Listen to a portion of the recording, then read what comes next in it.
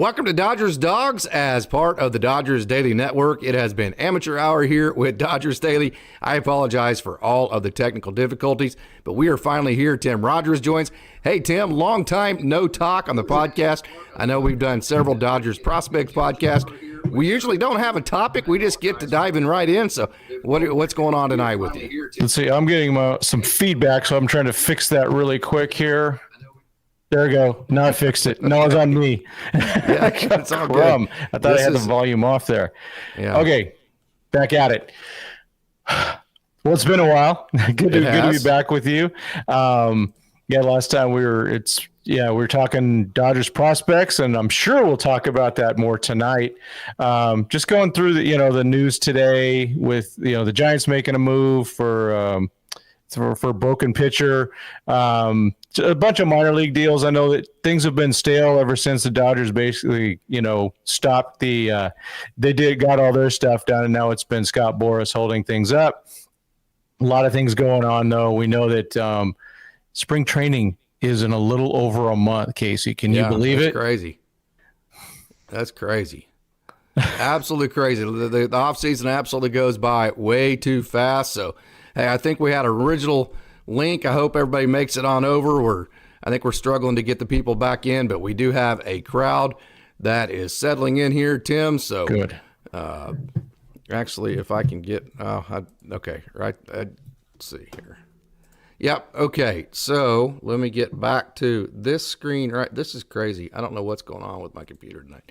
All right. That screen right there. Okay. So we have already a lobby here. This has been a complete cluster bomb for me, but we are going to go on from here. Okay, so we have a good lobby already. Orlando, I'm still here. Benji, yep, we're here. Austin, thanks for sticking around. Yeah, no doubt about it. Greg, I'm on Clint's show right now. We recorded that earlier this week. So thank you, everybody, for tuning in here. We try not to overlap with each other and try not to compete against each other. There's plenty of time slots to go on, to not compete with each other. I know Tim and I, we usually communicate about what times we go on, so we don't, because there's a lot of overlap between our sites. But I think Clint's show is going on with me on it right now, as I have my show going. So, well, it just shows, Casey, you can be at two places at once, man. Yeah, no doubt about it. Okay, man, let's go back over this. What's on your mind again on the hot stove? Oh man. Well, as we know, Boras is he's trying to get every single dollar for all of his players, and he should. I mean, that's his job, right? He's an agent. He should be doing that. And then the question, of course, going Dodgerland, we see the rumors that are out there. Josh Hader, Teoscar Hernandez. I keep fumbling his name. And then, the needs that might still be out there for the Dodgers and how do they fulfill it? I mean, in my opinion, they need a right-handed bat, either from internal or external. I'm starting to there was a nice article earlier, I think it was yesterday, about Andy Paez, that, he, even though he fell out of Jim Callis's top 100 prospects, he's really ready to see what he can do this year. And I'm kind of getting on that Andy Paez train to go, gosh, maybe like in July, he'd be ready to do some serious damage, because that guy, there's so much upside with him. Just all sorts of, I'm kind of all over the place, just like this offseason's been. Yeah, no doubt. Yeah, Andy Paez, a young man who I'm posting the new links live to our show tonight on Twitter and different social media so people can find us. I know I had to kill that first link, so thank you for everybody finding us, and I think also Clint's going on at the same time, so we'll see what kind of lobby we get. But yeah, Andy Paez is a very talented young man. We talked about him quite a bit on our Dodgers top 10 prospects list that we released. When was that? Last night. Yeah. So he's a guy that very talented. He's been around forever. 2019, he was on the rookie league team there when there was still a rookie league team in Ogden. Yeah. So people have been hearing about Andy Paez for a long, long time, and you're still hearing about him because he hurt his shoulder his first game in AAA last year. This is a young man that lost anywhere from 25 to 35 pounds last year and looked great. Mm-hmm. He kind of was having one of those hot streak, cold streak type years at Tulsa. Started in Tulsa, got moved up to AAA Oklahoma City, hurt his shoulder first the first game there and did not return from there. So we're going to see. Shoulders can be tricky. So if he is healthy, Andy Pages is one of those guys that has just a tremendous arm, worlds of power, the exact type of right-handed offensive bat that the Dodgers are looking for. Yeah, I wanted to ask you a question. So it's his left shoulder. I know that. Now, is that obviously it's not going to impact his throwing, but how is that going to impact his hitting? I'm trying to think of that myself, and you know, you've spent a lot more years coaching than I have, and I was a terrible batting coach. I was a better pitching coach than batting. Yeah. It all depends. I mean, there's bottom hand hitters and top hand hitters. A lot of people pull with the bottom hand. Other people push with the top hand. So he's more of a push with the top hand guy. So I don't think it will affect him like it would others, like a Robert Ventura, or Tony Gwynn. They like to pull the barrel or basically pull the handle through the zone with the bottom hand. So I think from that perspective, Andy Pages will be okay from there. But still, man, it's as violent as his swing is, and with as much tilt that he gets in his swing, you want all of your levers and mechanisms to be healthy. So it'll be interesting to see exactly how Andy Pages, how healthy he is this year, and how all that goes. Yeah, it's going to be. He should start today. I mean, he'll a total of bats or so. And that's a good place for him to reestablish himself quickly. And if the Dodgers don't make any moves, or even if they make a move, let's say it's Tommy Pham or Adam Duvall, there's nothing that can't say that Andy Pages can't knock him out of the lineup. Yeah, right. No doubt. I mean, if Andy Pages is right and he's healthy and he's playing well, he's the type of guy that can take over entire lineups. I mean, Austin has seen him do that quite a bit.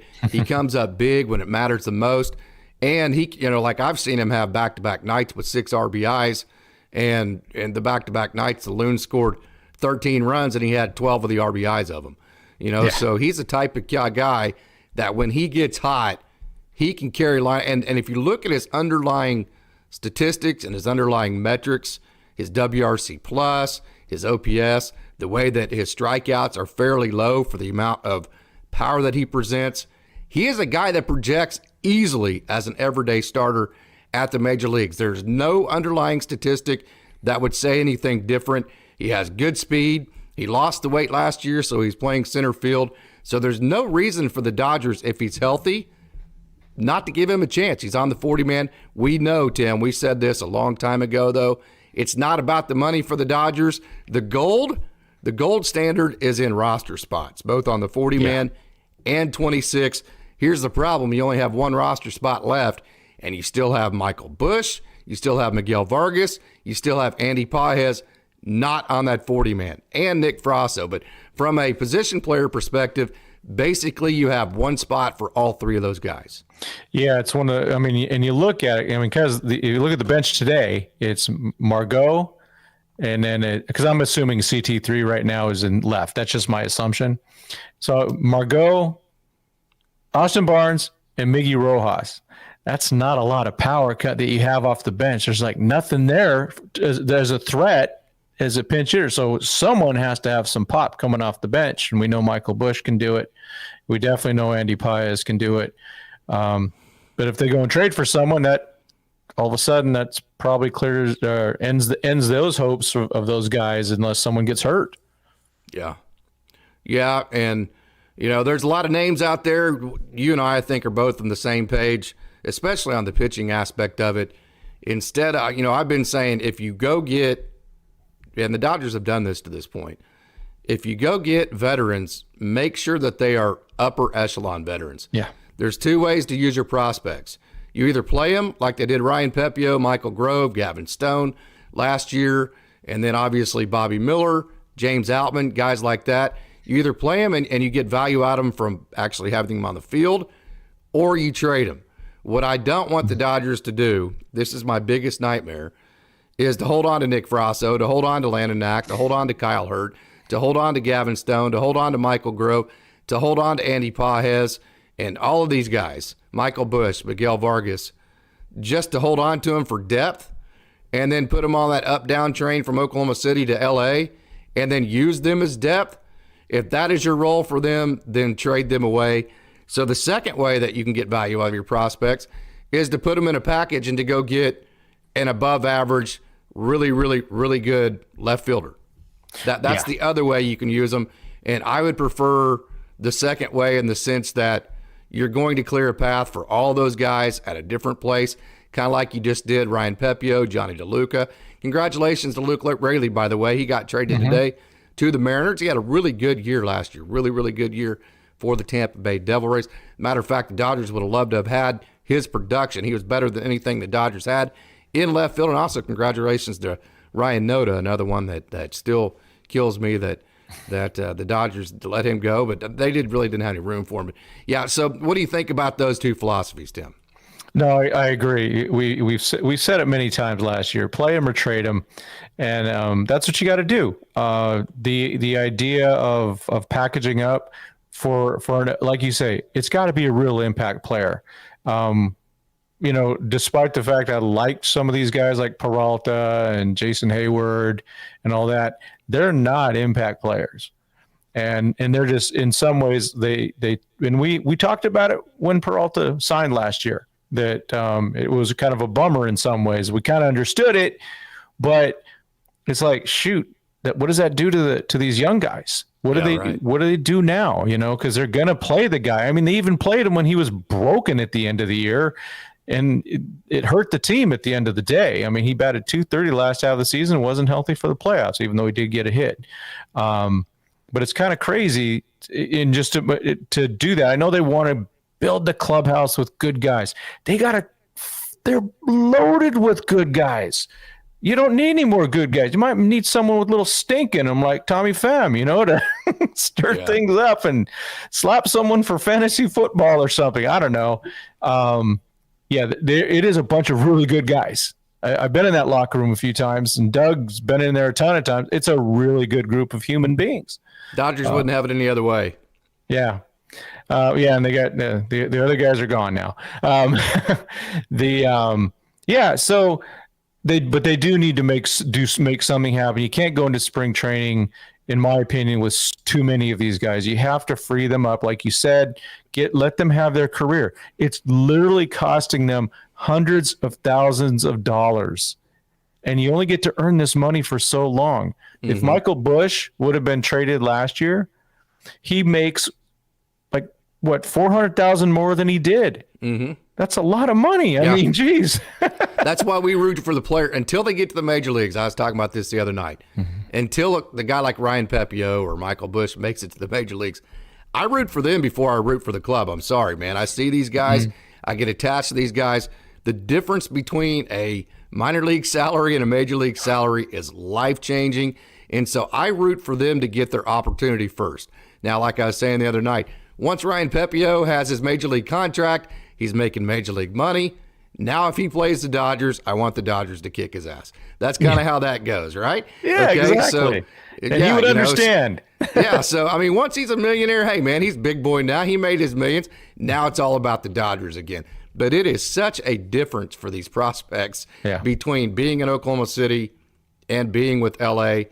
And so, it's an interesting situation. The Dodgers, it's a blessing and a curse to be a Dodgers prospect. It's a blessing in the sense that you're in a wonderful culture. You're around the most positive people on earth. Best instruction. You're going to maximize how good you are. It's a curse because of all of that, everybody buys in. Nobody's really a bad apple. And so then you just stockpile on top of each other. And then you're in an organization that doesn't like to bring the prospects up till they're like 25 or 26. And then even at that, it just seems like they trickle them in a little bit here or there as depth. And then if they don't get off to a great start, everybody loses their mind. So it's great to be a prospect in the sense that you get in a position to maximize how good you are. It's a curse because there's so much competition actually to make it first on the 40-man, then on the 26, and then actually into the lineup. Yeah, exactly. I mean, Doug McCain jokes that Michael Busch will be the 2030 National League Rookie of the Year as a 32-year-old or whatever. Yeah. It's almost scary how, I mean, Landon Knack's going to be 27. Yeah, right. Jeez. Yeah, that's what I'm saying. I mean, if you wait until these guys are 25 to flirt with the major leagues, right? And then you just kind of halfway incorporate them once they're 25, once like Nick Frasso. Nick Frasso is 25. Landon Knack is 26.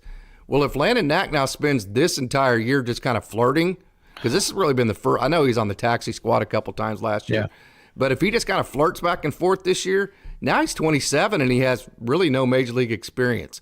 So you took a guy like Landon Knack that 2 years ago had all of this value, right? And now he's 27 with very little major league experience. And as talented as he is, he's lost a lot of value just because of his age. Yeah, no, I agree. And, there must be something to the philosophy, but it's still something that is a little mind-boggling when you have the perspective that we take, where we do know these guys, we root for them. We, like you said, we root for the person, and we'll always root for them when they're gone, but not against the Dodgers. But it's rough to see, and knowing that they want to do better, and they're not going to say anything in terms of where what's going on with them. You might see it a little bit in some body language when you talk to them, but talk about the players. Yeah, exactly. Well, they'll tell you it's a blessing and a curse. And they are told every day, Tim, that they're auditioning for all 30 teams. Yep. Every time they take the field, it's like when Jordan Leisure got, and like I even said with Brian Hudson the other day, but when Jordan Leisure got traded, I mean, it was exciting. I mean, like Jake Pilarski, his best friend, super pumped because, I mean, at Jordan Leisure, man, you're talking about 7-foot extension. You're talking about a guy that's throwing 98 miles an hour, and he's 7 foot closer to home plate than he started. That's a guy with a serious fastball. He will be in the major leagues this year because he's not with the Dodgers. Yeah. That's not a slight to the Dodgers, right? Right. That is actually a compliment to the Dodgers because they have so much talent. And then also, then they go get veterans like Ryan Brazier, like Evan Phillips, like Chris Martin, like Yency Almonte, like, who was the guy that came up a couple times last year that was with the Giants? I never remember his name. He came up a couple times. The big guy, right? Yeah, huh? The big guy? Yeah. Not Montoya, something. Something like that. Reyes, Maranta. Yeah, Maranta, Reyes. yeah, that's yeah. him, So then they go get guys like that, and so then that just adds to the logjam. And so these guys know that they are auditioning. They're told every single day you're auditioning for 30 clubs. Do the math. Okay, there's 40 roster spots, 26 active spots, and 9 starting spots, and you have 26, 27 guys on every affiliated team, and everybody's good and everybody's bought in. So do the math, right? Yeah, exactly. And so, and one of the things I think they're going to do, and I think they're going to regretfully hold on to some of these guys. Yeah. Until the trading deadline. That's why I've been advocating for trades. All I'm saying is for those guys' sakes. Yeah. Because when trading deadline is going to happen, the season is not going to go perfectly. I mean, last year, by my count, there was 10 starting pitchers going into spring training. And by the middle of the season, they were desperate for innings that they had to get Lance Lynn to come literally save the pitching staff just by throwing innings.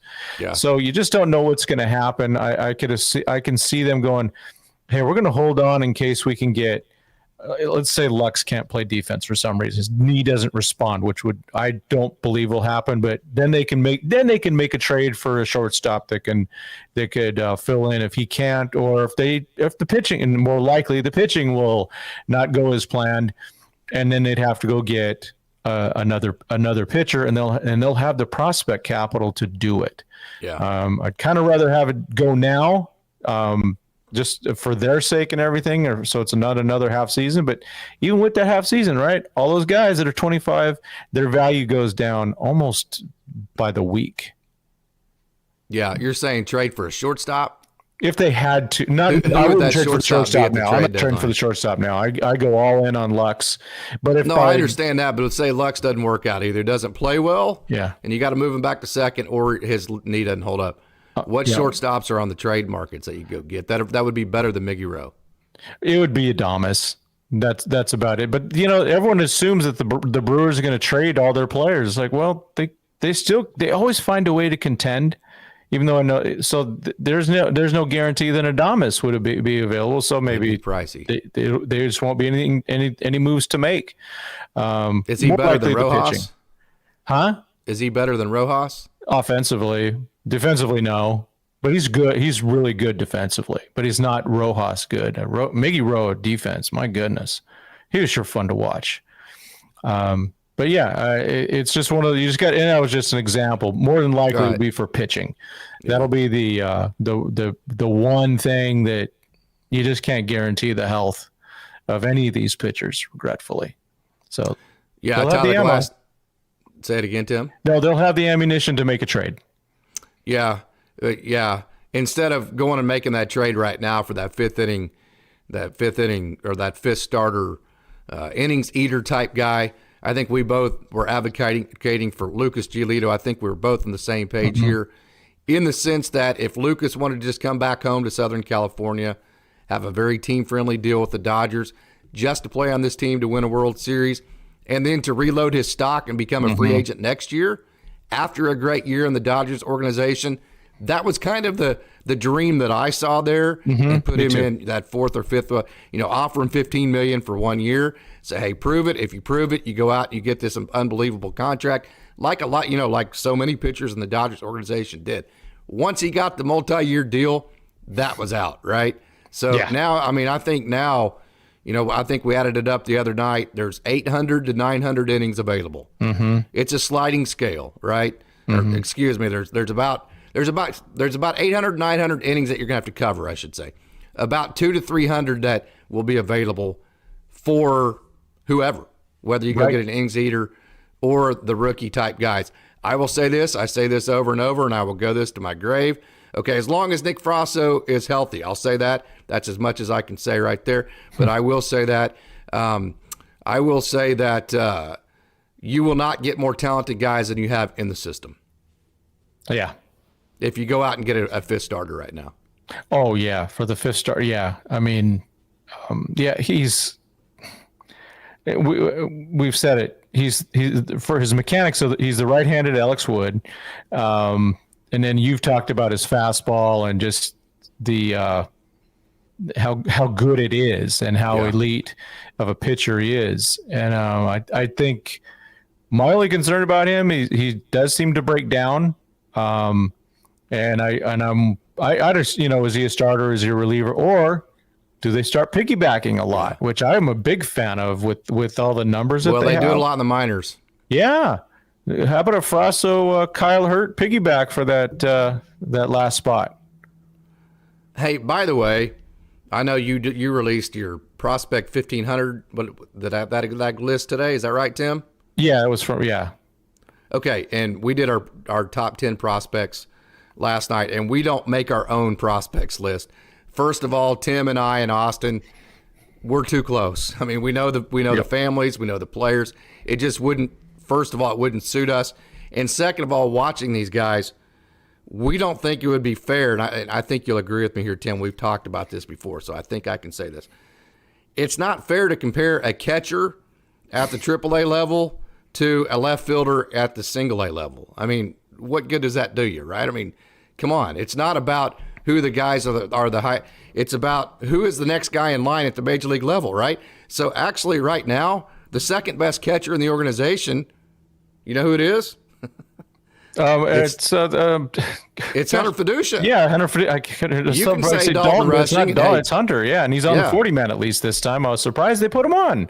Yeah, I was very pleasantly pleased with that. Yeah. So that's kind of my point with Dodgers top prospects list. They're fun.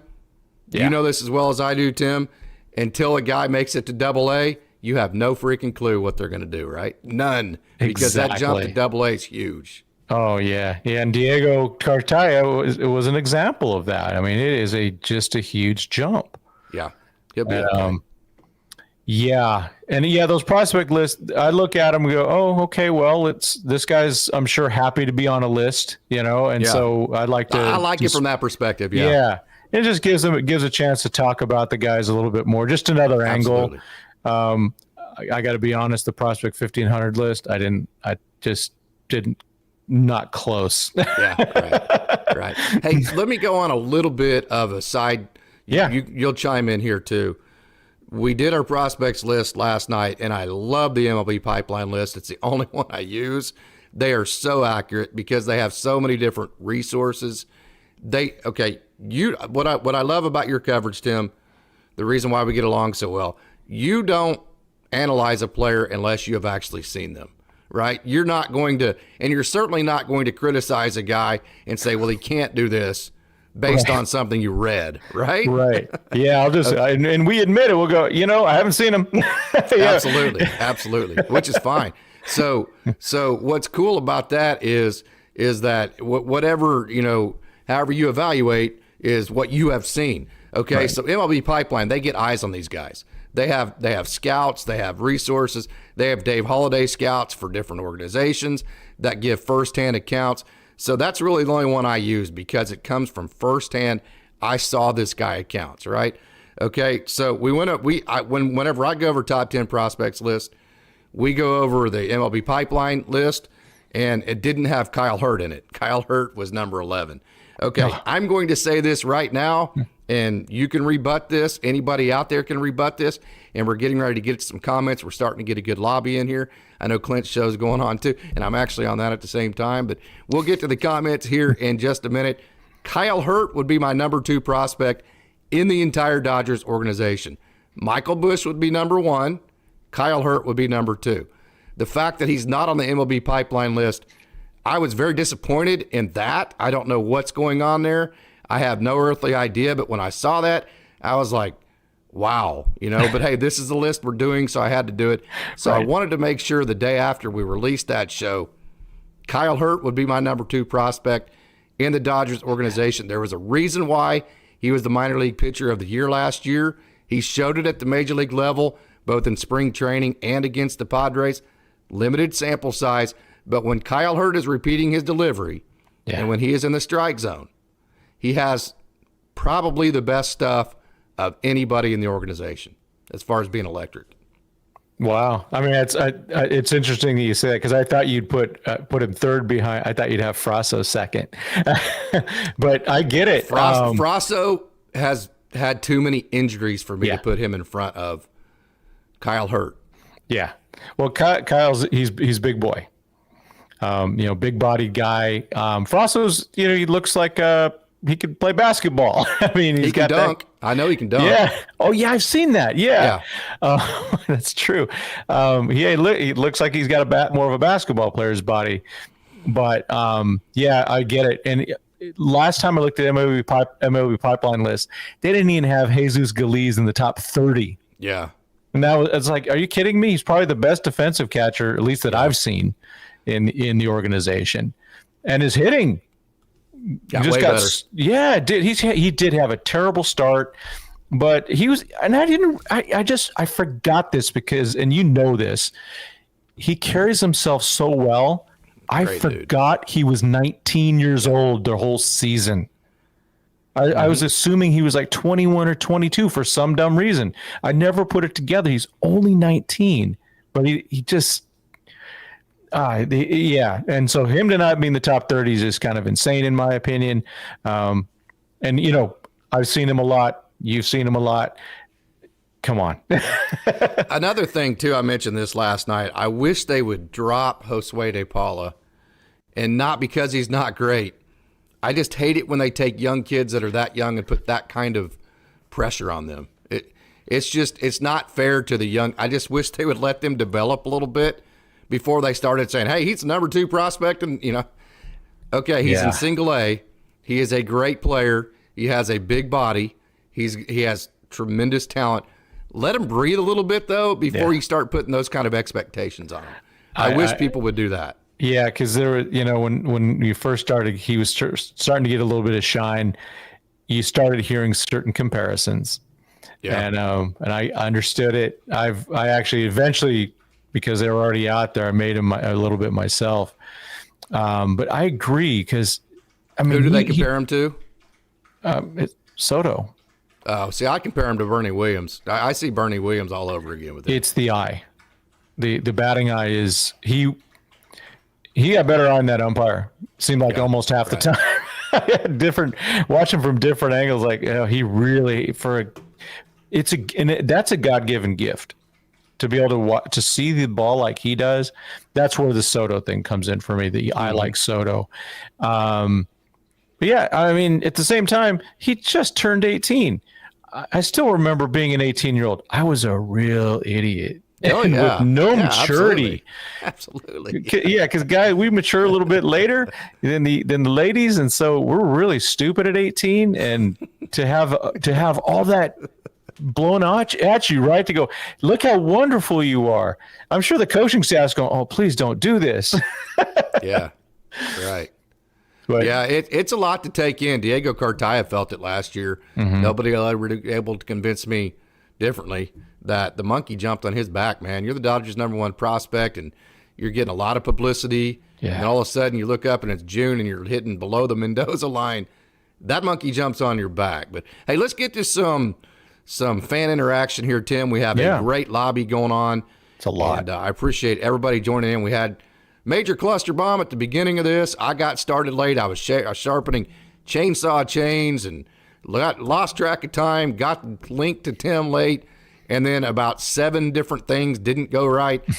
Had to kill the first link. Now we're here for the second link, and we still have a great lobby. So that's how wonderful you Dodgers fans are, and we thank you so much for that. Okay, so I'm loud and clear, says Denard 2010. Thank you for that. Benji, welcome back tonight. Tim with his patented sense of humor. Broken pitcher. No, it's just a limited vocabulary.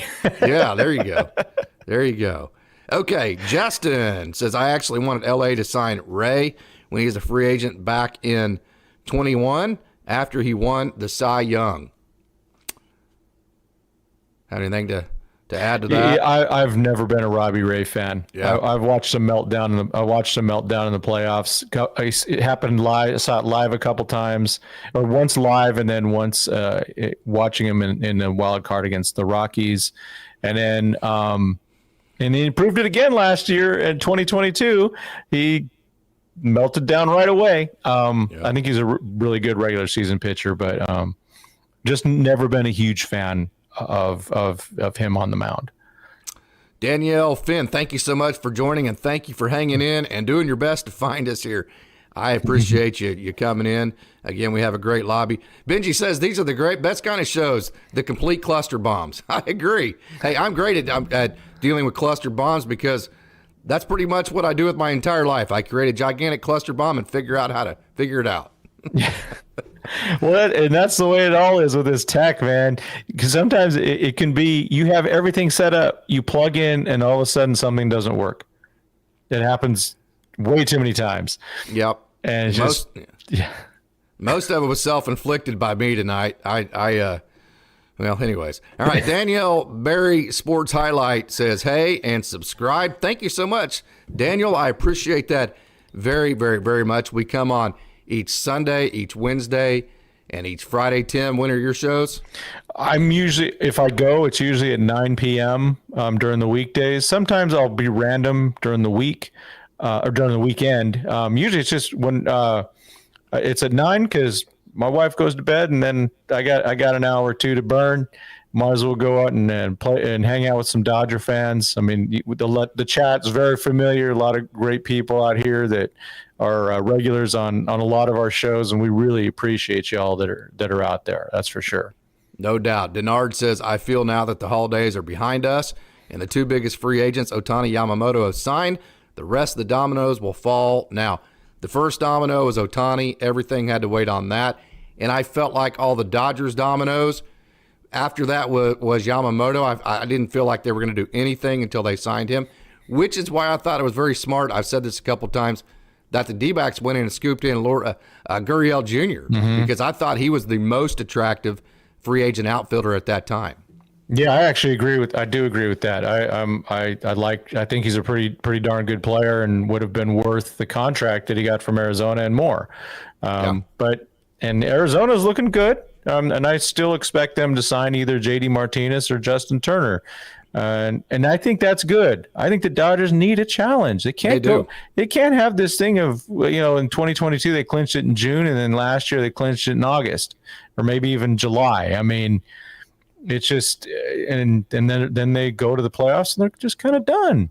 Yeah. So yeah, a challenge is good. I still look back at 2020. I know it was a shortened season and everything, but the Padres gave them a run till like the last week of the season. And the Dodgers went into the playoffs hot, and they stayed hot until the Braves kind of slapped them around a bit, but they recovered in time. But even in 2021 against the Giants, they came in and looked and were playing well during the playoffs, and they got injured, so that was almost too much. Where they lost Kershaw and Muncy in the last weekend. It's just clinch with about a week or 4 or 5 days to go. You get a chance to rearrange your pitching staff and get ready for the postseason, but you're still playing meaningful games. That's the way I kind of look at it. How much better are the Dodgers now than they were last year? Well, I'm going to just compare right off the bat our pitching staff in the playoffs, which was Kershaw, who was compromised with a bad shoulder. And then we had Bobby Miller, rookie, and then we had Lance Lynn, the king of the gopher ball. Well, you had Pepio. You didn't throw him. I still don't get it. Still trying to figure that one out, Casey. You and I both, Tim. Yeah, now we go. Well, we got Tyler Glasnow, and we got Yoshinobu Yamamoto.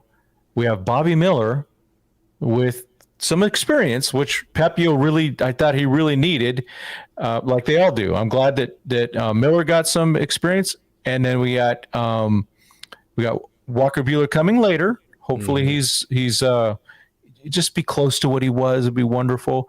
We got Emmett Sheehan, who some are saying he might have the best stuff. I think Kershaw said that himself, that he has the best stuff of all those young guys. And so I like where we're going with that. That's a good 5-man with when Walker comes back. Right now, I guess it would be Ryan Yarbrough would be in line for some competition there from Gavin Stone. Well, the list. It's about 10 or 11 right-handed prospects that are ready to go. So I really like where they're at. I think the extra year, and just getting these guys. Now Yamamoto will have some adjustment. The ball's a little different and all that. So, and hopefully I keep saying Glasnow. I hope Glasnow's healthy. I mean, we gave up a really good pitcher for him, but an outfielder, Margot. I guess we got Margot back. But. Yeah. Oh, yeah. It's about. I got the same attitude. Like, oh, okay, great. Taking up another spot. Well, I mean, it's more so DeLuca is. I know people are not giving him the credit that he deserves, man. Including the Dodgers, it seemed like. I know. Yeah. Well, the Rays aren't stupid. That's a really smart organization, and they probably said, well, you're going to take Margot, we're going to take DeLuca to make this happen, in order for you to get what could be a real top line pitcher, and with the 4-year extension, which made it palatable for me. Before that, I was dead against that trade. 100% correct. Yeah. And I was like, oh. When it was 1 for 5, meaning 1 year of Tyler Glasnow for 5 of Pepio, it was a hell no. What are we doing? Yeah. Right? Yeah. It's one of those obviously, they had different plans, though. The 5 for 5, that made sense. It did, yeah. And so, and it's one of those things where it's like, at the end of the day, Friedman gets a lot more right than he does wrong. That's for sure. He's gotten very few not right. Yeah. But yeah, it's one of those where, and then to be honest, I'm still surprised they got both Ohtani and Yamamoto. It's amazing just to go, wow, they really dished out $1 billion. Yeah. That type of commitment. And I'm super excited for it, obviously, and it's done wonders for all of our channels, I believe. Yeah. All of a sudden, we're seeing kanji in our messages and stuff like that. It's pretty cool. I already got off track, didn't I? Yeah, $1 billion in 2 players. Yeah, not a million, billion. Yeah.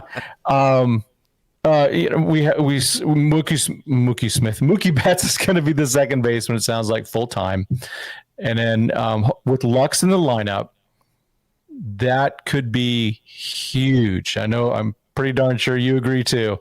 If he is able to be healthy and hit like we know he can hit, the lineup just got a whole lot better.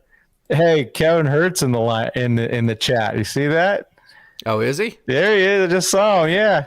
Can't wait for spring training either, Kevin. We are excited about it. That's for sure. Yeah, we just went over Kyle. I made it real clear that MLB Pipeline missed out on Kyle. Kyle would be my number 2 prospect behind Michael Busch. I made that very, very clear. That is hey man, these MLB Pipeline does, like I said, in my opinion, they do a good job. They have eyes on the ground. They totally missed on that one. I mean, that was just an absolute swing and a miss. Anytime you talk about the minor league pitcher of the year, and then not only that, but the major league experience that he got last year and the way that he did it there, and just all the upside to him. I mean, he is just absolute electricity. And not to mention, Tim, the versatility. Yes. Kyle Hurt doesn't give a damn where he pitches, as long as he doesn't care if it's a closer, middle reliever. I think he's too good to be a middle reliever. I think he either needs to be a starter, piggyback, or closer. His stuff's too good to pitch the 6th inning, right? I think it needs to be pitching the 8th or 9th inning, or to get the game started at the beginning. The versatility, too. I mean, there's nothing not to like about Kyle Hurt. He's got the 100-mile-an-hour fastball. I don't know if he's hit the 0 or not yet, but if he hasn't, it's coming. He's got the ridiculous, just the electric strikeout stuff. He would strike out his grandma if he faced her, I think he would. I think Kevin would probably agree to that. And then also he has the extreme amount of versatility. And so there's just, there's no way that he's not a top 10 prospect in the Dodgers organization. I mean, so there, that's the second time that we've gone over that. But hey, those lists are good. They're fun. They give players exposure. I was glad to see Austin Gothier come in at number 30, but hey, they can't get all of them right, and they didn't get Kyle right. So I mean, that's just kind of where I'm at on that. Yeah, and with that pitching staff, I mean, and Kyle's another. I think the bullpen's actually coming out of the gate better this year already than it was last year. Deeper. And they're probably not done. Because some of these guys that we talk about as possible starters will either, I think they'd rather be in the bullpen than at OKC. No offense to Oklahoma, but I think that's where they'd rather be, is in LA. There is no offense taken to that. Yeah. And I really do think they should work in some of those piggybackings. If you really want to hold back on some of those innings and stuff, man, be smart about it. You don't need to win 100 games. You just need to get in, and because we've already seen what happens when you burn out your pitching staff. I mean, that's what happened the last few years. I mean, even in 2022, Urias and Kershaw were not sharp in the playoffs, and the only guy that was sharp was Tyler Anderson. And we've seen, and he's going to be out all of 2022. But Tony Gonsolin has burnt out the last 2 years. Yeah. So. Yeah. Tyler but Anderson. The lineup, though, with Lux, he's going to make a huge difference. I'm hoping Muncy, I've said it on my show, I really hope he drops 30 pounds. It'll help him defensively so much. I know this because I've dropped that much weight. Yeah, I've dropped more, but I know what it means to bend over when you got extra. And then left field with CT3 out there and whoever else will be fine. Outman in center with another year, right? And then right field will be Hayward and I guess Margot. It doesn't make me go, wow, we're really set there. I would have liked to see an upgrade. And then we got guys like Paez, Bush, and Vargas. And Vargas with some and Bush also getting experience during last year. We'll see. What are your thoughts on the lineup? I think Chris Taylor's value is that he can be any position on the field. I don't think his value is being an everyday starter. I agree. I don't think that his game is set for that, in the sense that he strikes out too much. He's not necessarily a high average hitter. He's a good athlete, but the value is he can be playing shortstop, second base, third base, left field, center field, right field. He is So whenever so here's the deal. Whenever you have an organization with as much talent as the Dodgers, we've talked about it's not about the money. They're giving out $1 billion to 2 players. They don't care about the money. If a player will help them win a World Series, they will pay the money. It's not about. But the one thing that the Dodgers can't create more of, Tim, they can make more money, right? Okay, but you know what they can't make more of? Roster spots, right? So the real gold standard in the Dodgers organization is roster spots. So when you have a guy like Chris Taylor that can play every single position, yes, right, that saves roster spots. That allows you to put an Andy Pages on there, or maybe carry an extra pitcher, or not have to have an extra shortstop, or not have to have an like right now, the Dodgers don't need to have an extra third baseman or an extra shortstop or an extra second baseman because Chris Taylor can play all of those positions. So whenever your roster spots are your gold standard, it's the most valuable thing that you possibly have. Having a guy like Chris Taylor that can play 7 positions on the field is absolute dynamite.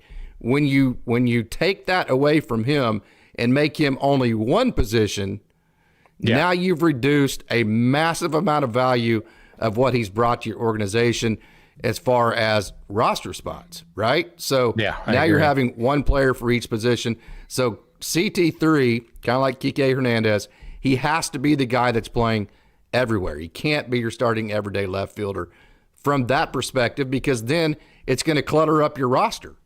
No, exactly. And in fact, last year, if you remember, Chris Taylor got off to he was having a pretty bad year. Then when they acquired Kike Hernandez, he started doing better because he was freed up because he was playing a lot of fixed spots. And so Kike was they were both able to do their thing, which is fill in the gaps. And plus, of course, Mookie being able to play some shortstop, played a lot of second base, right field. That was remarkable what he brought to them. And I'm still hoping that he'll do the right field thing if they somehow can relieve themselves of Margot and get something. See, I like him at second base, but I we're do different too. on that one. And he likes being there, but just to the versatility is there. If there's an emergency, I'm guessing Mookie Betts can play right field at any time. And in center field, we know that too. So there's the built-in versatility there. And then Rojas can play anywhere on the infield too. But yeah, Chris Taylor, I just have him penciled into left field because I don't know what else they plan on doing. I think if you ask Doc, that's what he would say. I'm encouraged that Friedman says that Michael Busch needs to play Major League Baseball. So whatever that means, let's make that happen. I had a question for you and I'm probably going to snag this when we're done with it for my show later. One of my shows, Michael Busch. Beginning of the season, he's learning how to play third base. And it looked like he was struggling. By the end of the year, at least numerical wise, it looked like he got better. What did you see with Michael Busch at third base by the end of the year? How did he look to you? At third base, well, he grew up playing a shortstop. I mean, first base was put on him in college because he went to North Carolina and they needed to play him as a true freshman because he could freaking hit, right? Yeah. That's the only reason he moved to the right side of the infield. So I'll promise you, he's going to feel more comfortable at third than he did at second. There's no doubt about that because if you play on that side of the field, I'm telling you, man, it's a whole different. Gavin Lux will tell you that. Mm-hmm. I mean, second base is way harder for him than shortstop ever has been. And it's because of the angles. It's the way the ball looks coming off the bat. It's the way that your feet move through the ball. So like when Michael Busch fields a ball at third base, right?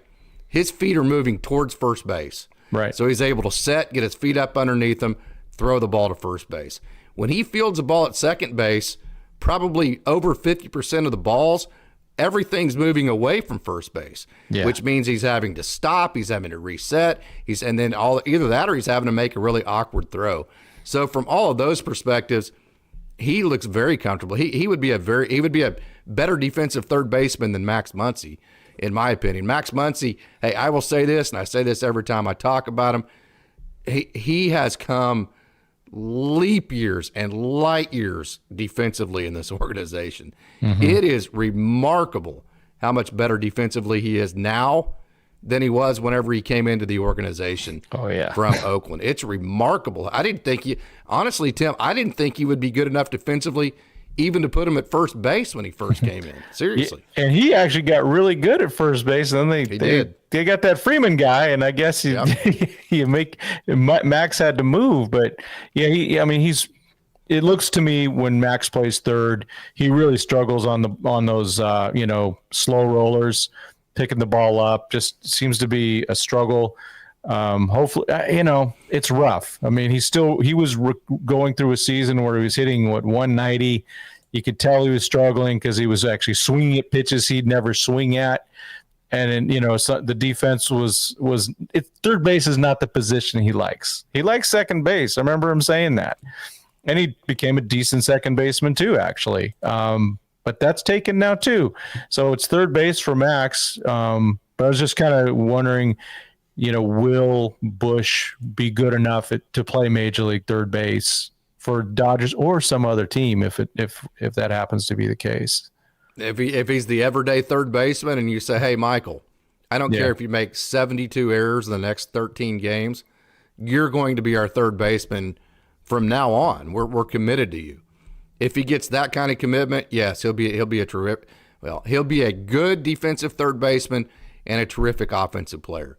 Yeah. If you throw him in there every now and then at third base, and then every once in a while at second, and then you try to throw him in left field once, like they did in AAA last year, and then he gets the first baseman glove on, and then it's 5 games later he's at third base again, that kind of deal. Yeah. Or he's going up and down between Oklahoma City and Tulsa, and he's only getting 2 or 3 games at a time. At that point, will he be a good third baseman? Of course not, man. Yeah. I'm telling you, man, when they send those guys up and down and you don't know where your feet are going to be and you don't know if you're going to be at third base or at second base or a starting pitcher or like they did Gavin Stone last year, they brought him up and taxied him 3 different occasions because they thought they might have a doubleheader, then didn't have a doubleheader, then he didn't pitch at all, and then had to come back to Oklahoma City, and it was like 14 days in between times he pitched, and then I've got guys going to games on Saturday nights texting me, what the hell's wrong with Gavin Stone? I'm like, yeah. Well, damn, man, he's traveled 4,000 miles in the last 48 hours. He had no routine. He didn't know when he was going to pitch. He didn't know in what role. I mean, that's what's wrong with him. And then at the same time, he's trying to add a cutter. He's trying to reincorporate his 2-seam back in, and he's trying to break into the major leagues all at the same time. Hey, it's hard enough to break into the major leagues if they tell you, hey, you're our starting center fielder, relax. I don't care how bad you do. You're going to be our center. It's hard enough to do it under those circumstances. To do it under circumstances where everything is results based, and then there's no consistency to it, it's unbelievably hard, Tim. Yeah, well, and the Dodgers, they did it more than once. And they did it quite a few times. And looking back, they'd go, there's an injured player, and they go, well, we're going to give him another couple days. Again, you won the division by 16 games. Right. Put JD Martinez or whoever it was or some pitcher, just put him on the IL, bring up the other guys. Don't do this because one of the times I got a pass there, Landon Knack was there. Yeah. He's on the taxi squad because JP Hoornstra comes up and he goes, hey, do you know what Landon Knack looks like? I go, yeah, we never got it. He never was in the clubhouse when I was in there, but they could have just put someone on the IL, let him pitch, let him do his thing. But it's like, what are you actually saving? Just let the guys actually heal. Correct. On the injured list. Let them heal, preferably let them rehab at Rancho, which is my preference, of course, and then let them play when they're ready versus, well, we're going to milk every little at-bat out of these guys. I mean, JD Martinez was even coming back, it seemed a little early from his injury. It's like, I don't even want him running hard out there. And they did that with pitchers all the time. It's like, well, maybe we can get another start or get something out of him. It's like, but this reliever's down for a couple days. Just put him on the IL. Just let these guys come up and play versus this taxi squad or, or even they might not even be necessarily a taxi squad, but they're on alert, ready to go. They might even be in Los Angeles, but they're not officially there. No one knows they're there. I've seen that happen or heard about it happening. I usually know about it and can't say anything about it. Right. They're like, hey, don't keep this on the down low, but I'm here. Hey, no problem. yeah. It's just kind of bizarre, and just let them play if that's the case. But it's the Dodgers do some things just a little differently. They're easily one of the most secretive organizations that's out there, for good reason. I mean, it was kind of nice watching everything fall apart on Shohei Friday, where he was on a plane to Toronto, signing with the Blue Jays and all that, and the Dodgers just going, hey, we know what we're doing, and we're just keeping quiet, and they didn't break or anything like that. So there's an obvious advantage to the quietness, but people are just going, man, we want to get something for them. So it's just some type of information, but they're so even vague about injuries. You ain't know what these guys are injured, when they're hurt. It's like, well, we're not going to tell you. I still don't know the details of Kershaw's injury, but then again, he's not on the Dodgers at the moment. But yeah. The Dodgers believe in margins, and every small margin they feel like they can gain, they're going to do it. And that comes from the metrical perspective of how they evaluate things. And from a metrical perspective, hey, sending a guy back and forth and using him it makes sense on paper, but I just don't always think it actually works whenever you're talking about real life, sending these guys on planes back and forth, not giving them consistency, and just I think that's the part of it that they don't have right. I think they need to just define roles and be done with it, and the back and forth thing. But I've said that many times, so we'll move on from that. And that's just, and I'm probably wrong, and I don't mean that as to be a criticism. That's just kind of where we're at with that. But hey, Benji says our bench is bleak right now. Play the young guys, please. Yeah, the young guys would be the pitchers: Kyle Hurd, Gavin Stone, Nick Frasso, Landon Knack, Michael Grove. Those are the 40-man guys. And I'm telling you right now, at some point, Ricky Vanasco, he's going to make his major league debut. Alec Gamboa and John Rooney. I think those three will make their major league debuts this year. And watch out for Ricky Vanasco. I've been telling anybody that would listen to me since about last June, this dude's on a mission. He hit, I believe, 98 last year. The slider is insane. Just had a baby, too. So congratulations to him, yeah. But Ricky Vanasco, man, I'm telling you, this dude's good. And whenever the season ended last year and the Dodgers didn't offer him a contract, I was like, that was weird. And the first thing I said, well, somebody's going to pick him up and sign him to a major league contract, and they're going to be the better team for it. Thank goodness it was the Dodgers. Well, I think that was a result of, the number of roster spots in the organization is down to 165.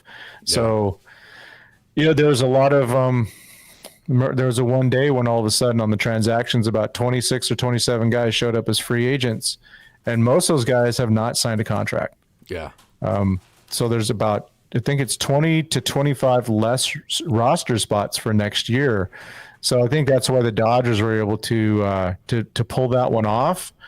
But I was really surprised at that too. And there was other prospect guys out there going, "What? Huh?" Yeah. At the same time, they keep offering contracts to people like, really? Okay. Yeah. Like I think there's a golden opportunity for two of the guys you mentioned with Gamboa and Rooney. I think the left-handed pitching in the bullpen, I don't care about the starters, the relief pitching, I think there's a problem there. I think there's no stopper in there. I'd rather go with the righty than some of our lefties, to be honest with you. So I think Caleb Ferguson will have a good year. I think he was getting the rust knocked off last year. He was thrust into high leverage situations, wasn't totally comfortable with it, coming off the injuries, and I think this year he's going to be comfortable and pitching good. Yeah, I'm at a convince me thing. Yeah. Even though before he had his Tommy John in 2020, I've never seen him look better. Mm-hmm. He looked so good. He's also he's free agent after 2024. Mm-hmm. So he's got some stuff to play for. But and it seemed like his worst games were all in Ohio. It was the weirdest thing. Yeah, I know he's from there, And so I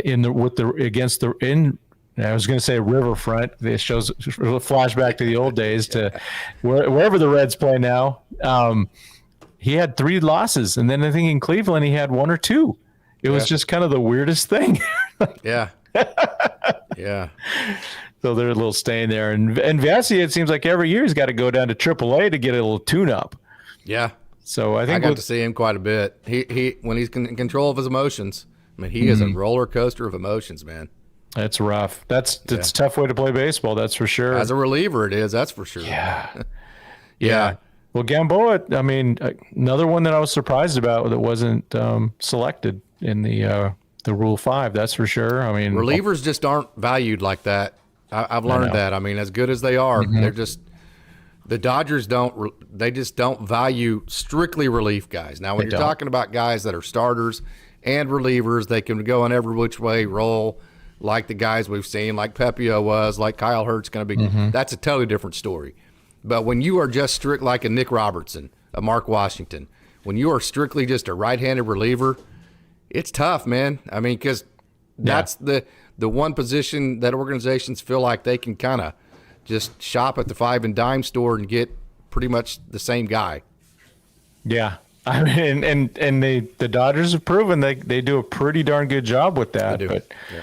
But sometimes it doesn't work. And then, the first couple months of the season last year, that bullpen was pretty horrid. Yeah. And, Ryan Brazier comes from the Angels, and he'd been terrible and helped save that bullpen. And then all of a sudden, it seems like guys just go with the bullpen. Oh, one guy's doing well. I guess I'm going to start doing well. And like by the end of the season, Brusdar Graterol I don't think he gave up a run like his last 25 innings or something like that. It was a lot of innings. Yeah, Brusdar takes a lot of fire from Dodgers fans, and he actually was really good last year. Yeah. I know he doesn't strike as many people out as people would like because his extension's not great. Right. So that 98 actually probably looks like about 94. But still, the ball moves. It's a two-seam. It stays away from barrels. And I know the soft contact isn't exactly the style that the Dodgers like coming out of the bullpen. They like the swing and miss stuff. But you got to give Brusdar his credit. I mean, I know he drives Dodgers fans nuts, but he was very effective. Yeah, like I said, I don't think he gave up anything the last 2 months of the season. He was truly, that was the best I've seen him, and it was great to see. And then, of course, we got Evan Phillips in the bullpen. Joe Kelly's back. I'm missing. Oh, Blake Trinan is. Yeah. If he's healthy, ooh. Fire Eisen. Yeah, that's another one. Completely different look. Who'd you say? Yancey. Yeah, Yancey. So the right side is loaded, just loaded, and with all those righty starters, that one or two of them is gonna spend a lot of time probably in that bullpen or as a piggybacker. When you haven't talked about the young guys, that could be Michael Grove. Michael Grove was fantastic out of the bullpen. Yeah. Kyle Hurt could be a bullpen piece. Nick Frasso, Landon Knack, Gavin Stone, who was a closer in college before he was a starter. You haven't even got to those guys. Yeah, and in the chat just mentioned Daniel Hudson. He re-signed as a free agent. He's got a minor league deal. Man, I saw him the day after his injury. Oh man, it's one of those you see like, oh no, because he was in a brace and it hadn't been announced yet that he was out. And I saw him coming out of the clubhouse. Your heart breaks for these guys. Mm-hmm. Like I saw Lux a few days after his injury.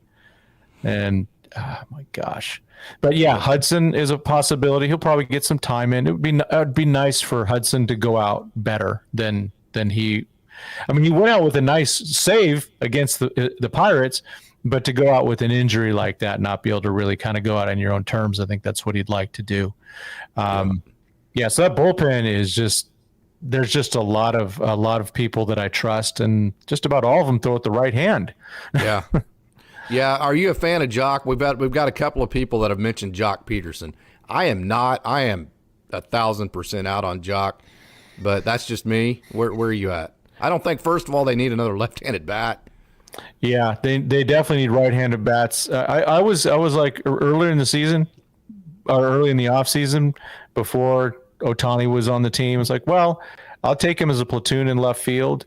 But he's not even that good. He can't even. He's eating himself out of the league if he doesn't watch it. I mean, he's at a point where he really needs to get things going, because at the end of the day, the guy crushes fastballs, and he is ready in October. He just has it. When the bright lights are on, it doesn't change Jock. Some guys shrink. Yeah. Jock Peterson just goes, I'm still Jock Peterson. I'm going to have my snacks. I'm going to come out and hit a home run for you in the postseason. I mean, that's just what he does. So I'm not as against it, but right now it's like, we don't need another left-handed bat. We're in great shape with the lefties.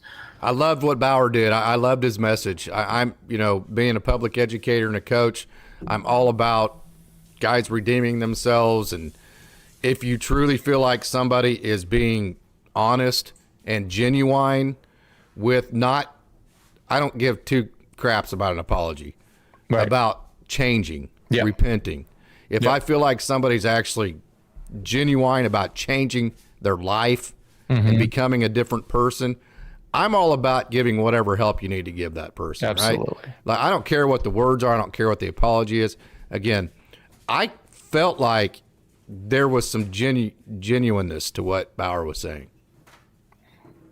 Oh, we've got the Bauer stuff going. Yeah, I don't want to talk about it too much, but not necessarily whether he needs to be back. You see just about whether he was actually. You're seeing stuff in the chat. I am with you 100%. Actions speak louder than words, like they say. And you use the word repent. Yeah. It's a word that people don't want to talk about, but get your life in order. That's it together. The only thing that matters. Change your ways. Make it better, and just don't do it again. It's kind of one of those things.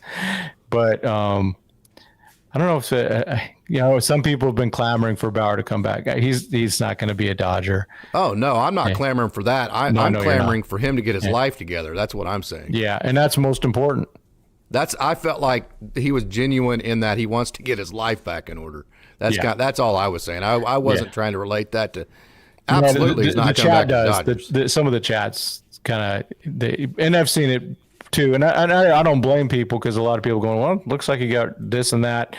I don't want to go too far with it, but I just want him to get his life in order. I'll say this: there's a Dodgers standard. Whether something's illegal or not, you're around this, Tim. Austin's around this. I'm around it. There is a massively high bar that you have to abide by to be a Dodger. You have to be an elite human being.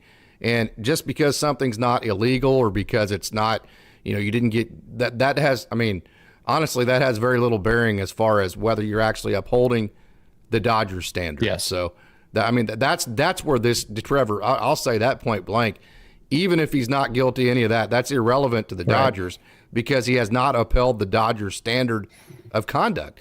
I've talked to, you talk to the trainers, you talk to the bus drivers, you talk to the managers, you talk to the players. There has never been one single time that a player, a manager, a bus driver, anybody could ever remember having even a crossword with somebody like a hotel clerk or something like that. Right. So the bar is just so ridiculously high to be a great human being with the Dodgers. That's where the problem comes in. Yeah, and that's where it does narrow their options sometimes. I think it absolutely does. I think that's one of the reasons. There's many reasons, but I think that's one of the reasons they're probably not going after Blake Snell. I think he'd much rather. I've heard Pham on that front too. Some people have said Pham doesn't have a good attitude. I don't know anything about it. The Diamondbacks loved him. Okay. But Snell is just more like, I just think I think he never sleeps because he's up every night playing video games all night. Right. So, there's certain guys that match the Dodgers, and they will consider that with Pham. If they do get him, it's because they really do believe that he's not a bad guy. He does have a chip on his shoulder, and he did slap Jock Peterson, and he did get stabbed outside of a strip club. So So I'm doubting that they get him, but you're right. They're going to have to,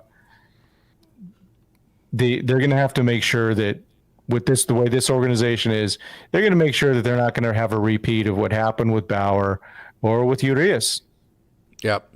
This is kind of where I'm at. I'm with Benji. Unless you're trading for like a guy like a Randy Arozarena or an Anthony Santander, play the young guys. Play Andy Pages or whoever you need to play. I'm not for going and just getting your what we call the reclamation veteran. I'm all about the elite guys like the Otanis, the Mookie Betts, the guys like the Yamamotos, the Freddie Freemans that you've gotten in free agency, and then prospects. Everything in between, cut it out. Either use your prospects or play the elite guys. Yeah, and I think the Dodgers are a little bit in danger if they're not careful of becoming not the Dodgers. Yeah, right. Of just being an all-star team. That's a great point. And it's like that matters. It does, because you know what? That team in 2020, half that team, that World Series team, was born and raised Dodgers. Mm-hmm. And that doesn't happen too much anymore. And I grew up with the infield, with the Garvey, Lopes, Russell, and Say, with a lot of Steve Yeager behind the plate, with a lot of Dusty Baker in left, and Reggie Smith in right, and Rick Monday in center. There was a lot of that, and I valued that, just knowing these are our guys, and this is who we're going with. I kind of admire what the Braves have done. They've locked up a lot of their players, and they're keeping them. And if it's elite players, okay, I get it, because it's about winning World Series. But, and I'm just picking on Peralta. I like the guy, but I don't want a Peralta type. Noah Syndergaard. Yeah. I mean, why block Kyle Hurt to pitch? Why block Ryan Pepio? Why block Nick Frost at Atlanta?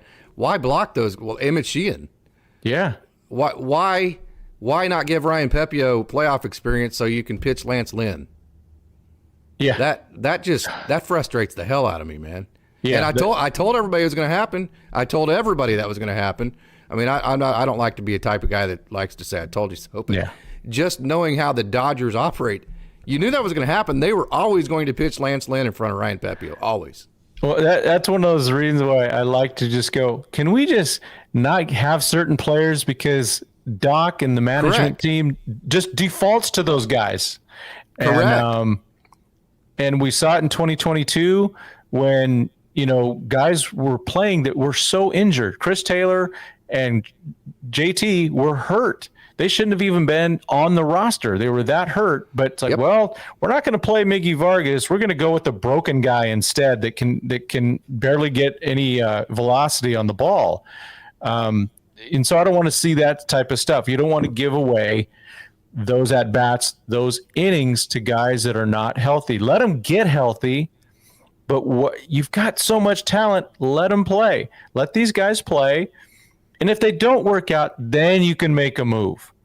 But at least give the guys a shot. When we talked about this last year we thought Lux was going to be the shortstop, and obviously it didn't happen. But with Outman, they gave him a chance. He earned it.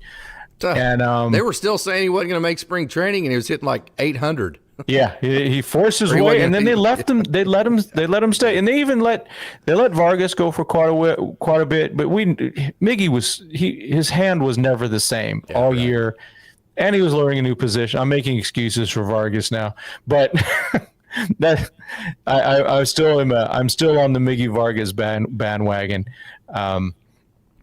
But of course, they at least tried to stick with those guys. Now I don't know what they're going to do now.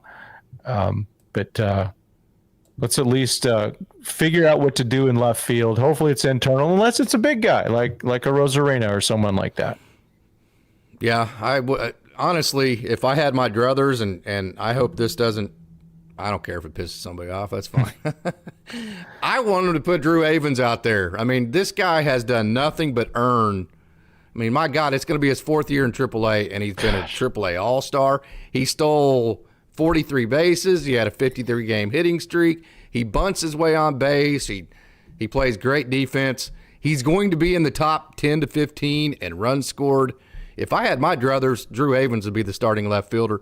If I would have had my druthers 2 years ago, Ryan Noda would have been the starting left fielder. Luke Raley would have been the starting left fielder.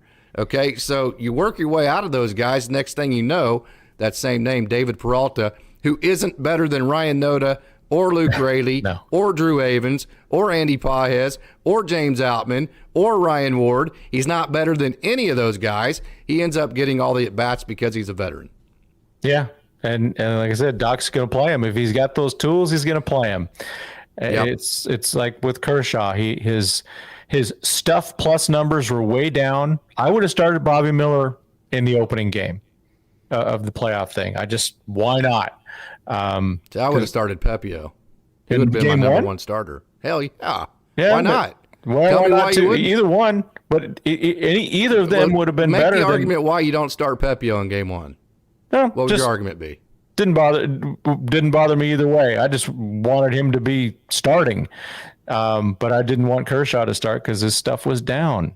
I mean, right, absolutely. And it was that's the argument for what happened to him. For people that don't want Kershaw. There's not anybody that doesn't want him back, but so there's no argument there.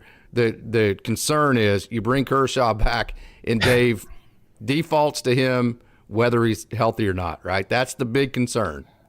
Yes, and it's legit. It's an absolutely legitimate concern. Yeah, it needs to get to the point where you have to still do it on merit. Now, if it's a toss up, if it's two equals, okay, I'm going to give it to the legend. Okay, fine, but it wasn't a toss up, and it's probably not going to be a toss up when he comes back from injury, if he comes back. I mean, it's one of those things where he says he'll be back mid-season. No one knows that. He'll be lucky to be back. It took. Sure. I know it's different injuries, but it's the shoulder. Tough. 36-year-old shoulder too. Yep. Hey, let's get to some more comments here. Yeah. We get on. I'm kind of like Austin. When Tim and I get on here together, hell, we're liable to end up in Canada, right? We're like that horse that's not broke, man. We're just liable to end up in Canada or Nigeria or somewhere like that with one of our topics that we're talking about that night. No kidding. There is no telling where we might end up. So we need to stop right now and actually get to some comments here. Dodgers should get some of the prospects in the first half because, we've said that. If things don't work out, make trades at the trade deadline.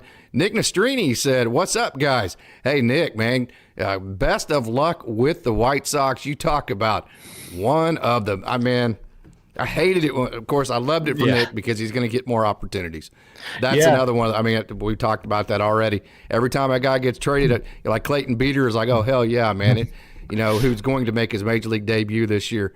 Wonderful. Nick Robertson. He needed to get traded, right? That kind of deal. Well, and funny, Nick's Nastrini's throwing partner got traded a few weeks ago. Michael Mercado got traded to the Phillies. Nick actually, I think he's still training under the same coach that was my son's pitching coach quite a few years ago. Yeah. Out at Westview High School. Nick Nastrini. It was awesome to watch. Yes. Kenny, the AA Tulsa manager, one of the most competitive human beings of all time, just beat cancer. When Nick Nastrini would pitch and Henny was the manager, man, it was absolute must-see baseball because it was like, if you don't know Nick just wants to kick your ass every second that he's alive. I mean, if you're standing in front of Nick, his entire goal is to just kick your ass, point blank. And Scott Hennessy's goal every time he takes the field as a manager is to kick the other team's ass. And so when those two got together, it was pretty fun to watch. So, hey, super excited about Nick Nastrini and his future. Hopped on to you guys, says Alfonso. Thank you for joining, Alfonso. Hopped on to you guys right now. We're following Casey right now. Austin and Mike are moderating. Mike does a wonderful job for both of us moderating. Yeah. Did a wonderful job on our Hot Take Monday. He has been all over the Imanaga deal.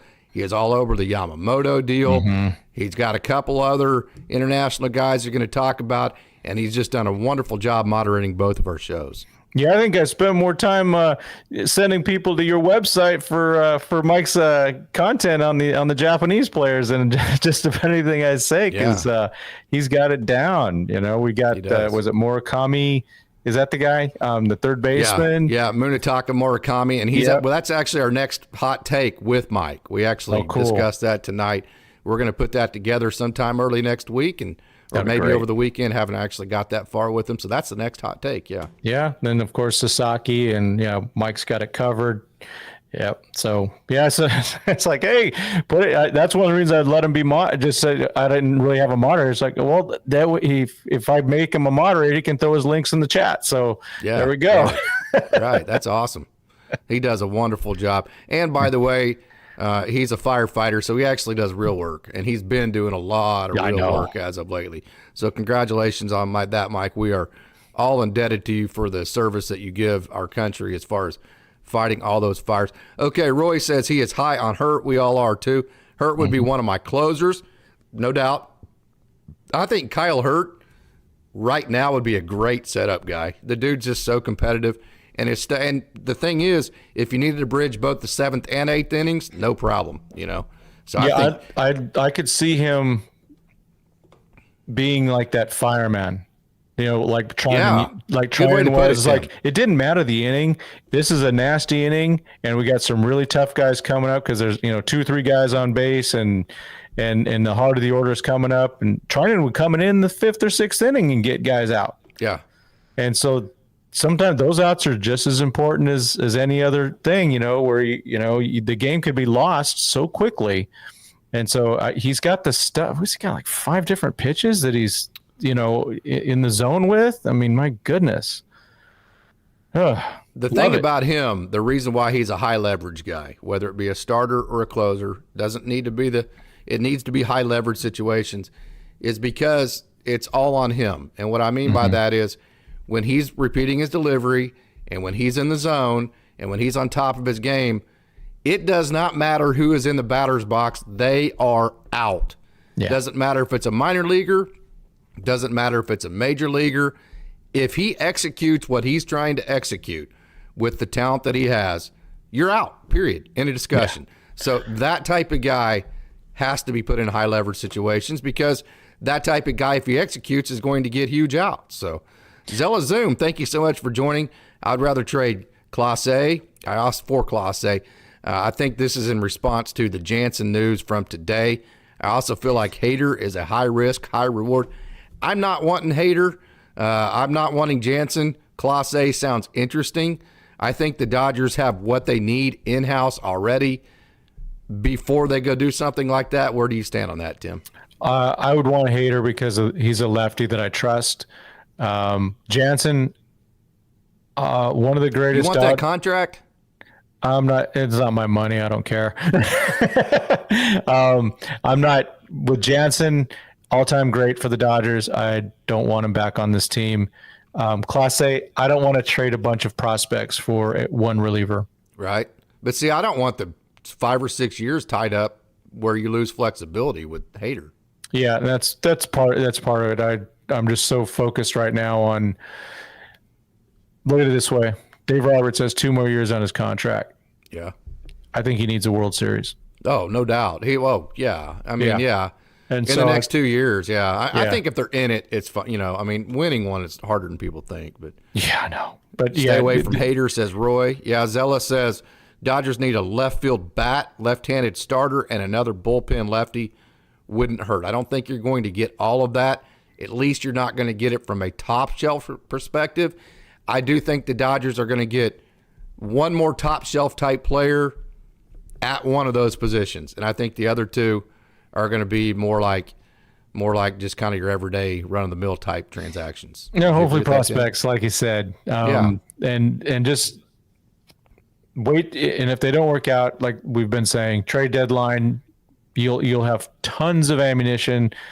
I mean, there are probably I haven't looked lately. Last time I checked the pipeline, there was, I believe, 12 right-handed prospects, starting pitcher prospects on that top 30, 4 to 5 catchers, not including Galees. They're loaded. So no doubt. They need to unload to make room, like we've been saying. And if they were able to go into this season with what they have right now, they're going to be just fine. Yeah. Then they'll know in July what do they really need to make that run. Yeah, right.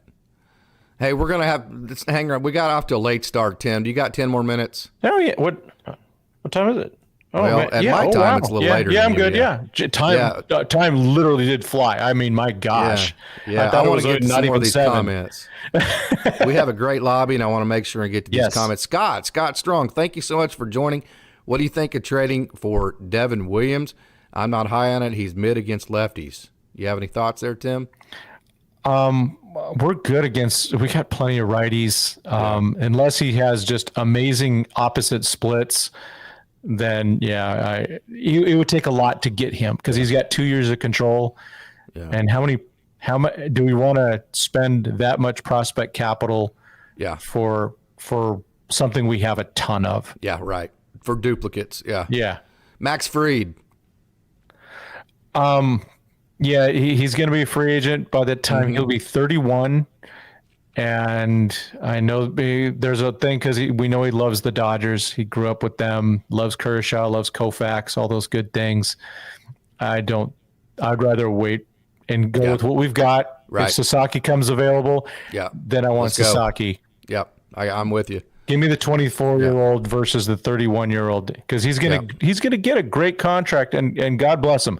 Let him get a good contract. Yep. That's for sure. No doubt. Be sure to check out Tim's show at Dodgers 2080 if you haven't already. What else? Is there anything else you want to add to that, Tim? I go on. I might go on at 9:00 tonight. I haven't seen my wife all day though, so we'll see. She might be too tired, but I might go on tonight. If not, I'll be on sometime tomorrow. Been doing a lot. I appreciate everyone coming out. I know that all of our channels have done well the last month with all the big news, and we're just trying to keep that momentum in as many ways as possible. And looking forward to having Casey on my show at some point. I got to figure out the double thing better. Casey's got the tech better on with the. Well, I didn't tonight. Yeah, I know. I just trying to figure that out a little bit better. And then, I'm going to go back to doing position overviews of prospects coming up soon again with just kind of waiting for the trade, all these things to get kind of settled. No doubt. Hoping to get out spring training in March. I think I might be there when Mike's out there. Yeah. Have you got your credentials yet? That's going to be tough. I mentioned the other day. Yeah. It's a problem with all this Japanese media, isn't it? Exactly. Yeah. Yep. No, they're, I actually sent a request to hopefully figure that out. I don't care about the maiden clubhouse. Let me go in the minor league area. That's I can't guarantee anything back. So you got? I haven't even got anything back yet. Yeah. I sent it right in the middle of the Shohei Ohtani mess. Yeah. Hey, Grizz says it's the 2080 Dog Show. Yeah, I like that. Friedman has Hawkeyes on Sasaki, no doubt. Mike has been talking about that for quite a while now. No doubt the Dodgers are going to put a full court press on Roki Sasaki. And the difference between him, Yamamoto, and all the other guys, like an Imanaga, is that they're so much younger. Yeah. To be able to get an ace or ace Plus right away at the age yeah. of 25 and have them for another 5 or 6 years before they have to have Tommy John or something like that. Mm-hmm. That's a win all the way. Yep. And especially like the way the Dodgers did Yamamoto's contract with the way the opt-outs were based on injuries and stuff like that. That's a good compromise. Yep. Between the agent and the team. Yep. I don't see Boris doing anything like that. Let's put it that way. Zella says, no, thank you on Jock. I'll take a righty. Young. Hey, good evening, Young. Thank you so much for joining. I know I just hope Hudson will be healthy. We all do. Samuel, good evening, Samuel. Thank you for joining every Sunday, Wednesday, and Friday. Jock's never been very mature. Kurt Renaud, thank you so much for joining, Kurt. Thank you so much for your comment. I agree. We don't need Jock. His flag has sailed.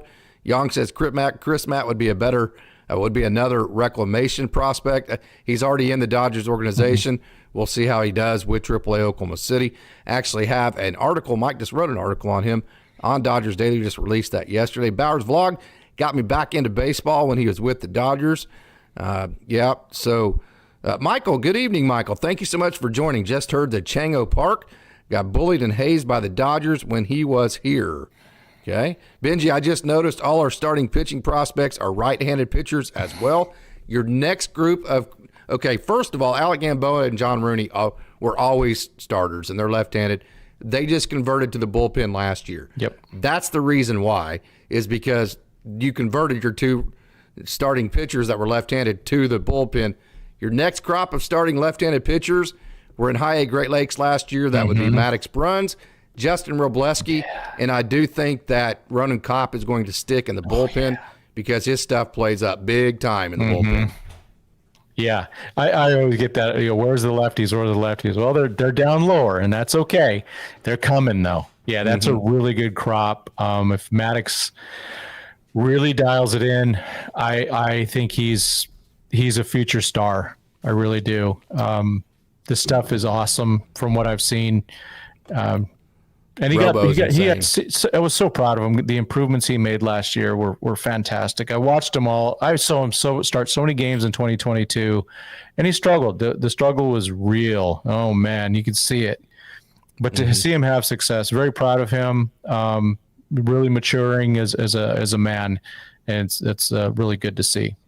Justin Robleski, I've been telling people ever since he left OSU, the Tommy John, he got hit by a car at Clemson, all that. I've seen his TrackMan data. His stuff is off the charts, man, and he proved that last year. He showed. Matter of fact, he was the most consistent starting pitcher that the Loons had last year. That dude is insanely good. Yeah. So watch out for Justin Robleski. Very, very good left-handed pitcher. Okay, Young says we traded for Chapman and gone. Random, good evening, Random. Yeah, he says that Bauer and Urias 1-2 punch. Yeah. Okay, Zella, Mets proved money doesn't win a World Series. That is correct. Yep. Tim just addressed that. Hey, in some ways, you're not even the Dodgers anymore. You're an all-star team. Got to be careful not to. You still want to have that Dodgers culture. DC Bush played a lot of left field at the end of the minor league season. I think it's worth a shot. It would be his 5th position change since college. It'd be his 4th in the last 365 days. Okay. And then you would be asking him to do it at the major league level and breaking into the major leagues all at the same time. And I've seen him out there. All I'll say is that would be tough.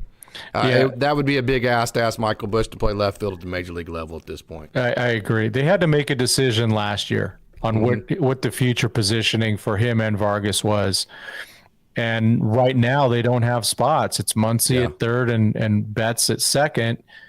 And it's like, really? We're going to put him in left field and learning on the job? I mean, they both were kind of learning on the job last year. Vargas at the major league level, the whole season was playing second base for the first time as a full-timer. I know he dabbled there. And I thought he did a good job. Defensively, I thought he looked okay. But, man, these guys aren't all Kike Hernandez or Chris Taylors, that's for sure. Yep. It's such a hard thing to do. Yep. Yeah. DC, I keep hearing that we had a right-handed bat, but who would he platoon with unless CT3 is just going to be a $13 million bench warmer? CT3 will be depth at every position. He'll start probably, what would you say, out of 5 games, he'll start 3 of them somewhere? Yeah. And that's the best, obviously the best usage of him. He can play just about anywhere. If they sign Kike Hernandez to come back, it'd be great because I think he's a better third baseman than Taylor is, and I would like to see if Muncy's defense doesn't improve, I'd like to see a defensive replacement at the end of the game where they're ahead and Muncy's not coming up. I'd like to see Kike at third base. Then I'm a big believer. Well, you've coached. Yeah, I like my best defense at the end of the game when I'm ahead. I don't want to lose a game because of my defense. Yeah, that's age old. Your defensive replacements at the end of the game. Nick Nestrini's going to do amazing things in Chicago, no doubt. Austin Samuel, show can hit splits, so basically switch. Yang says, should Dodgers re-sign Brazier? Pretty penny, probably. Yeah. He earned a nice contract, and good for him. If he comes back, great. But it's already crowded. Yeah, and I don't like saying it's crowded to guys that would be coming back from the same team, to the same team, but it might be too late for him. Yep. Okay, Zella, how much would Sasaki go for in free agency? He's going to be very expensive. I don't think the Dodgers care how much he's going to cost. Do you? No, especially you don't have to give up anything for him other than money, and the investment that they're making with Japan. It's obviously significant, but I expect them to double that money over the life of these contracts. I would, and someone's, in my comments was saying, well, that they're probably Dodgers going to need money. No, they're not going to need money, but I bet there's a bunch of Japanese investors that would love to invest in the Dodgers as this franchise. The value of the franchise went up significantly with these signings. Yep. They own Japan. We have some conversation about the right-handed hitters. Austin's answering some questions here about the right-handed hitters at the AAA Oklahoma City level. Matt says, Pawheads, I hope you can get ready for the bigs. Hey, Samuel, thank you so much for the super chat here. Thank you so much for joining and leaving a super chat. That is fantastic. Really appreciate the support. Says Austin Kurt, lots of internal talent options to consider giving opportunities to. No doubt about that. Hope Pawheads gets a chance is what Kurt says. Red Sox willing to trade Yoshida, right-handed left fielder. For Andy Pawheads, Austin says, look up his game on September 12th. Yeah, so make sure and do that.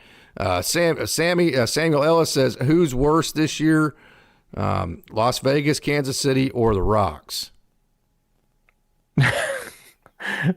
The Oakland. Okay, when they said Las Vegas, I was still thinking of the minor league team. Yeah, I was okay.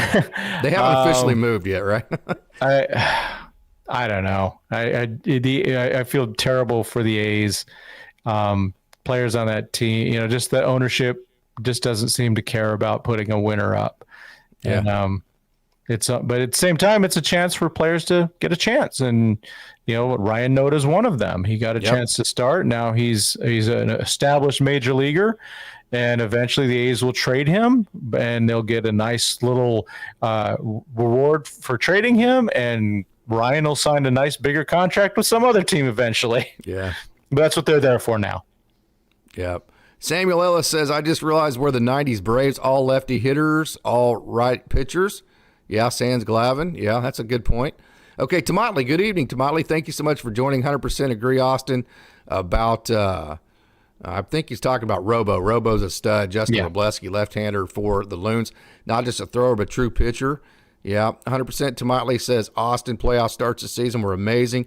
Yep. Talking about Justin Robleski, one of that left-handed crop coming up. Yeah. Zella Padres pulled a quick one on Darvish. Yep. Tomatley, that's the first game I watched once the Dodgers postseason got cut short. That playoff run made me fall in love with the Loons. Bruns was great, too. So, yeah, Maddox, Bruns, Justin Robleski, two very good lefties coming up. Yeah, and I think of those three lefties that were mentioned, Bruns, Kopp, and Robleski, I think Robleski debuts first with the major leagues. Just the way I'm thinking right now. He's got age on those other guys too, but he's more polished. Yep. And Zella says Dodgers are going to make so much money from Japan. I wonder if any other team saw this coming. And I don't have this confirmed. I didn't ask. It's none of my business, but I do think that's 100% of why the AAA team had to change their name, because the LA Dodgers don't own the AAA team anymore. So I don't think they wanted them to be named the Dodgers anymore. I don't know that for a fact, but that's just kind of the way it looks to me. Do you have a preferred name for the team? Oh, absolutely. The 89ers. That's what we were from the inception. When Oklahoma City first got professional baseball in 1962, we were the 89ers all the way until they built the stadium we're in now in 1998. They changed the name just to rebrand into a new stadium to Red Hawks. I can tell you, everybody my age and older, and even about 15 years younger, they relate with the 89ers. This is the 89ers would be just like Tulsa relates with the Drillers. Yeah. The 89ers is the baseball in Oklahoma City. People would connect to it. It actually has historical significance to the state. So, this should be an absolute no-brainer. They should go back to Oklahoma City 89ers, and it shouldn't even be a debate. Yeah, because right now it was the Oklahoma City Baseball Club. Yeah. Do you have any information on that? What came behind that? I don't, but I'm wondering how long is their agreement with the Dodgers? Through 2030. Okay, so that's good. Are you thinking that they're getting ready to leave? That's what I was wondering. That was my first thought. I didn't even think about the branding. But yeah, where do you think they'd go if they did leave? Somewhere closer is my guess. So they wouldn't have that OKC to LA Express. It'd be a little shorter. Have you heard any rumblings like that? No. This is all my brain overreacting to things. Yeah. I hear you. Kind of makes sense in that way. That'd be good for you if they came closer, wouldn't it? Yeah, I just don't want to lose my Quakes, man. That's Quakes are actually redoing their stadium a bit. I haven't read the details yet, but they're trying to make it more of a year-round stadium so they can do other things like concerts and things like that.